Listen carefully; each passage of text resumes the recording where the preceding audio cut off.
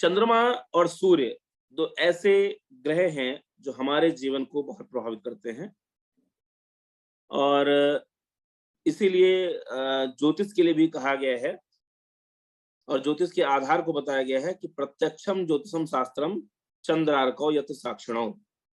ज्योतिष जो है प्रत्यक्ष शास्त्र है और प्रत्यक्ष शास्त्र होने के नाते क्योंकि इसके साक्षी कौन है, उसके साक्षी को बताया गया है कि जो चंद्रमा है और सूर्य है ये प्रत्यक्ष साक्षी हैं। ये हमें दिखाई देते हैं आकाश में, नित्य हम देख सकते हैं। कभी मतलब कोई भी एक दिन ऐसा ना हो जिस दिन हम लोग उनको देख ना पाए, भले ही उसके चंद्रमा के हम लोग अमावस्या वाले स्वरूप को ही देख ले, लेकिन प्रतिदिन हम लोग चंद्रमा के स्वरूप को देखते हैं। हमने यहाँ पर जो चंद्रमा का चित्र साथ में बनाया है वो देखिए, इसमें हमने कोशिश की है कि कई स्थितियां आपको दिख जाएं, पूर्णिमा, अमावस्या, सार्ध सप्तमी, सार्ध सप्तमी दोनों, चाहे शुक्ल पक्ष की हो चाहे कृष्ण पक्ष की हो, उनको मैंने बनाने का प्रयास किया है और उससे आपको यह भी क्लियर हो रहा होगा कि कब चंद्रमा का आकार किस दिशा में हो जाता है, ठीक है ना।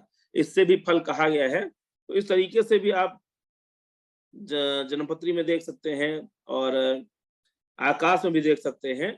तो चूंकि चंद्रमा जो ये प्रत्यक्ष शास्त्र है, प्रत्यक्ष का मतलब हमें आकाश में दिखाई देता है, तो निश्चित रूप से आप कहीं ना कहीं इसके आधार पर देख सकते हैं।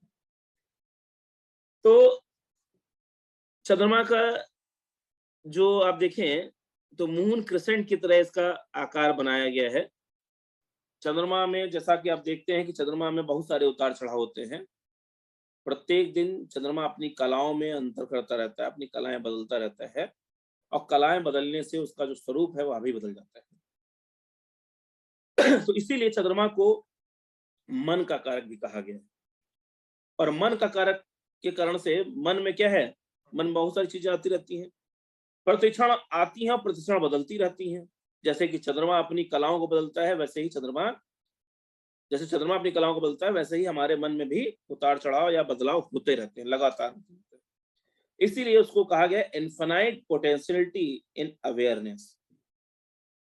जागरूकता की अनंत क्षमता होती है। जागरूकता का मतलब उसकी जो ज्ञान है, ज्ञान को जानने की, ज्ञान को समझने की, और ज्ञान तभी आप समझते जब जागरूक होगा।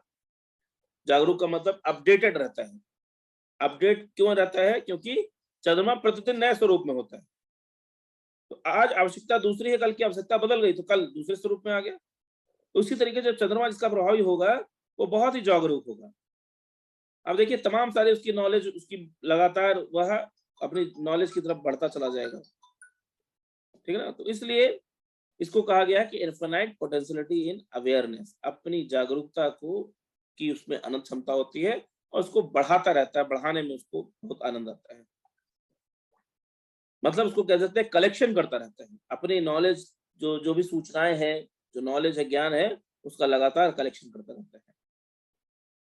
अब इसके लिए कहा गया है बहुवात कफ प्राज्ञा। देखिए इसमें बृहद पराशर शास्त्र में इसके लिए क्या कहा गया है, कहा बहुवात कफ प्राज्ञ चंद्रो व्रत तनुर्द्विजा शुभ दृक् मधु वाक्यस्य चंचलो मदनातुरा। चंद्रमा वात और कफ इस प्रकृति का होता है। तो वात और कफ प्रकृति के जो लोग होते हैं वो क्या होते हैं, आपने देखा होगा जिनमें वात और कफ, खासकर कफज होते हैं, तो उनका शरीर गोल आकार होता है। और यहाँ पर जैसे पिछली बार चली थी, जैसे पित्त प्रकृति वाले जो लोग होते हैं वो क्या होते हैं, बहुत दुबले पतले होते हैं, बहुत ज्यादा मोटे नहीं होते। और जो वात कफ प्रकृति के होते हैं, खासकर कफ प्रकृति के, वो लोग गोलाकार होते हैं। और मतलब कफ वाले भी होते हैं और वात वालों में भी ये लक्षण दिखाई देते हैं, ठीक है ना। तो वात कफ युति जो प्रकृति का होता है प्राज्ञ, प्राज्ञ मतलब प्रज्ञा से युक्त होता है, मतलब बुद्धि से, अच्छी बुद्धि वाला होता है। क्योंकि चंद्रमा जिस तरीके से चंचल होता है, चंचल तभी होता है जब उसकी बुद्धि बड़ी अच्छी होगी, तेजी से काम करेगी, या उसके अंदर जो गुणधर्म होंगे वो चीजों को समझने वाले होंगे। वृत्त तनु, वृत्त मतलब होते हैं गोल शरीर को, शरीर जो है गोलाकार होता है, वृत्ताकार होता है, मतलब जैसे शरीर आपको गोल मटोल जिसको बोलते हैं, तो शरीर देखने में गोल मटोल होगा। शुभ दृक्, शुभ दृष्टि मतलब दृष्टि जो होती है वो अच्छी होती है। दृष्टि मतलब नेत्र, जिनके माध्यम से हम देखते हैं, वह नेत्र जो होते हैं वो क्या होते हैं, सुभद होते हैं मतलब शोभन, शोभन मतलब देखने में सुंदर, उस तरीके से होते हैं। मधुवाक्यम, मधुवाक्यस्य, अच्छे-अच्छे शब्दों को बोलने वाले, अच्छे तरीके से बोलने वाले, सुंदर कंठ के भी होते हैं, अच्छे गले के भी होते हैं और मीठी वाणी भी जो होती है उसमें बड़ी मिठास होती है। ठीक है ना? चंचल, चंचल होते हैं, बहुत चंचल होते हैं। मतलब हर क्षण उनके चीज़ों में बदलाव होता रहा है, उनकी गतिविधियों में बदलाव होता रहता है। और आप कामी होते हैं, मतलब जो भी हमारी मटेरियलिस्टिक चीज़ें हैं, उनके प्रति उनकी बहुत इच्छाएँ होती हैं। उनको पाने की, उनको उनका अनुभव करने की उनकी बड़ी इच्छाएँ होती हैं।